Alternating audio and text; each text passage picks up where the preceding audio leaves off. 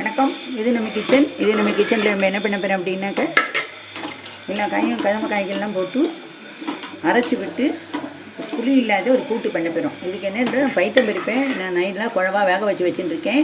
இதில் மஞ்சப்பொடி போட்டு நல்லெண்ணெய் விட்டு நல்லா வேக வச்சு வச்சுட்டுருக்கேன்.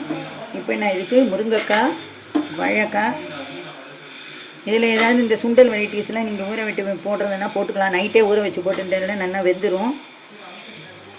இல்லை அப்படின்னா மறந்து போயிட்டு இல்லை டைம் இல்லை ஆற்றுல இல்லை அப்படின்னா கடலைப்பருப்பு போட்டு விடலாம்.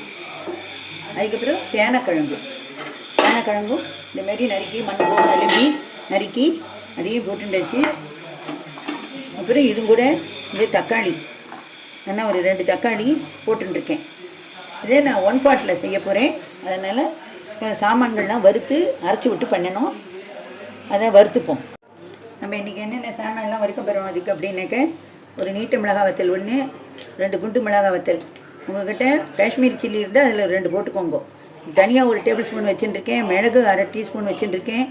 உளுத்தம்பருப்பு 1 டீஸ்பூன், கடலைப்பருப்பு 1 டீஸ்பூன். நான் எடுத்துட்ட அளவுக்கு இதெல்லாம் போதும் அப்படின்னு வச்சுட்டுருக்கேன். இது கூட 2 கருவேப்பிலையும் நான் போட்டுக்கிறேன். அதுக்கப்புறமா கொஞ்சம் ஜீரகம், இது எல்லாத்தையும் போட்டு நம்ம வறுத்துக்கணும். இது நல்லா செவக்க வறுக்கணும்.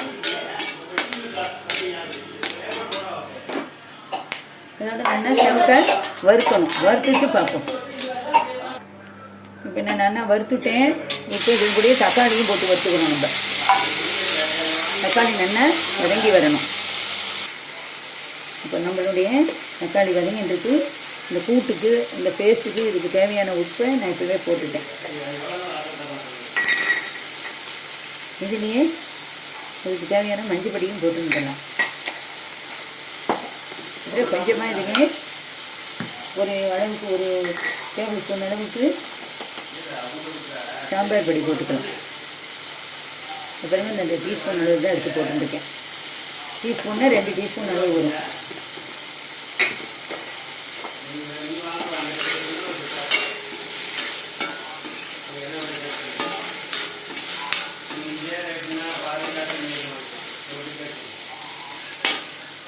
இப்போ இதை நல்லா வதங்கிட்டு நான் ஆஃப் பண்ணிடுறேன். ஆறிட்டு இதை அரைக்கலாம். நான் இப்போ இதை வதங்கினது ஆறி எடுத்து இதை நான் மிக்சியில் எடுத்து அரைக்க போகிறேன். இதை அரைச்சிட்டு இந்த காய்கறிகளோட 1 பாட் பண்ணுறதுனால நமக்கு வேலையும் குயிக்காகிடும்.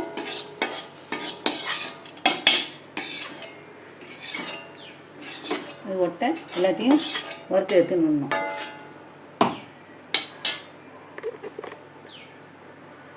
இது கூட வெங்காயம் போடணும் அப்படிங்கிறவா இந்த காய்கறி நறுக்கி போட்டிருக்கேன்ல அதுலேயே போட்டுக்கலாம். பெரிய வெங்காயம் வேணாலும் போட்டுக்கலாம், சின்ன வெங்காயம் வேணாலும் போட்டுக்கலாம். இல்லை நம்ம சௌரியம்தான், எந்த வெங்காயம் வேணாலும் போட்டுக்கலாம். இதில் அரைக்கிறதுக்கு நான் கொஞ்சம் ஜலம் விட்டுக்கிறேன். அதே பேரில் தேங்காய் போடணும். தேங்காய் இந்தமாரி படலாம் விழுந்ததுன்னா இதெல்லாம் இந்தமாரி அரைக்கிறதுக்கு எடுத்து யூஸ் பண்ணி விடலாம். இது எவ்வளோ தேங்காய் நமக்கு தேவைப்படுதோ அவ்வளோ தேங்காய் இதில் எடுத்து போட்டுண்டு இது கூடிய பெருங்காய ஜலத்தையும் விட்டுக்க வேண்டியதான்.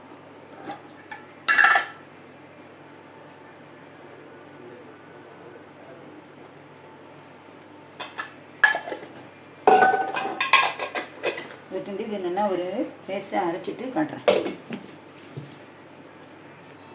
பேஸ்ட்டு அரைச்சாச்சு. இதுக்கு என்ன தேவையோ அதை அரைச்சி நான் இதில் விடுறேன். இதுக்கு இந்த மிக்சியை ஜார் அலும்பி நல்லா இந்த ஜலத்தையும் இதில் விட்டுக்கணும். இந்த மூடியில் இருக்கிறதையும் நம்ம நல்லா வழித்து விட்டுடலாம்.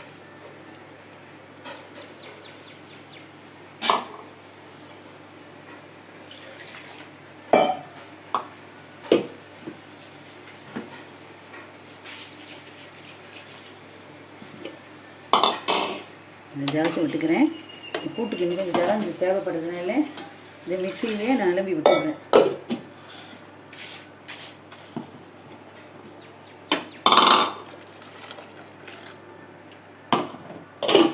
இதை நல்லா கலரி விட்டுன்ட்டு இதை நம்ம நல்லா வேக விடுவோம். இது இந்த பக்கம் வேகட்டும்.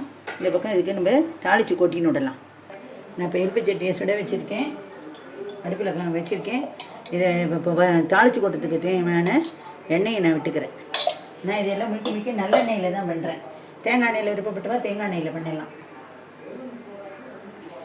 நான் இப்போ அதுக்கு கடுகு போட்டுக்கிறேன். இந்த கூட்டுக்கு தேவையான கடுகை போட்டுன்ட்டேன். கடுகு வெடிக்கட்டும். இந்த கடுகு நல்லா வெடிக்கிறது. இதில் 2 கருவேப்பிலையும் போட்டுண்டாச்சு, இது தேங்காயும் போட்டுண்டாச்சு. இது எல்லாத்தையும் வறுத்து இதில் கொட்டணும். நான் இது காப்பர் பாட்டம் இப்போ செட்டிங்கிறதுனால இது நல்லா சூடாக இருக்குது.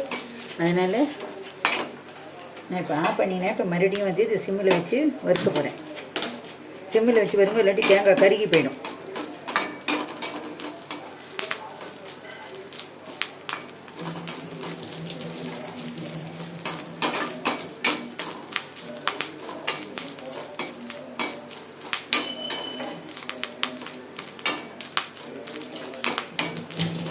இதுலேயும் வேறு என்னென்ன காய்கறிகள்லாம் இருக்கோ எல்லா காய்கறிகளையும் சேர்த்துக்கலாம். கொத்தமல்லி வேணும், கொத்தமல்லி வாசனை பிடிச்சவா கொத்தமல்லியை வதக்கிட்டு இந்த சாமான்லாம் வறுக்கும் போதே கொத்தமல்லியை வதக்கிட்டு இதோட சேர்ந்தாப்புல அரைச்சி விட்டாக்க கொத்தமல்லி ஃப்ளேவரில் இருக்கும். அதேமாரி புதினா கருவேப்பிலை வேண்டாம், புதினா ஃப்ளேவர் பிடிக்கும் அப்படிங்கிறவா புதினாவையும் அதோட வதக்கிட்டு அரைச்சி விட்டால் புதினா ஃப்ளேவர் வரும். இல்லை கொத்தமல்லி பாதி புதினா பாதி ரெண்டுத்தையும் அதில் போட்டு வதக்கி அதையும் அரைச்சி விட்டுக்கலாம். இப்போ நான் அடுப்பை ஆஃப் பண்ணிடுறேன். இதிலே கொஞ்சம் நேரம் சூட்டில் இருக்கட்டும், நல்லா செவந்துடும்.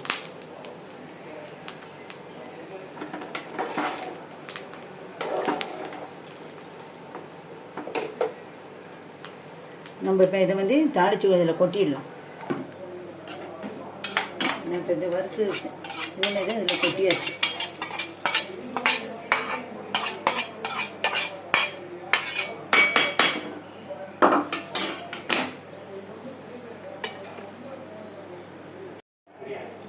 இப்போ நல்லா ஒரு கலரி விட்டுட்டு நல்லா ஒரு 3 விசில் விட்டு இதை இறக்கணும். இது வந்து இந்த கூட்டு குழம்பு வந்து பிசைஞ்சும் சாப்பிடலாம், சாத்துக்கும் தொட்டுக்கலாம். பருப்பு பொடி புகையல் அதுமாரி எது பண்ணினாலும் அதுக்கு வச்சுக்கலாம். இது என்ன 3 விசில் வரட்டும் பார்க்கலாம்.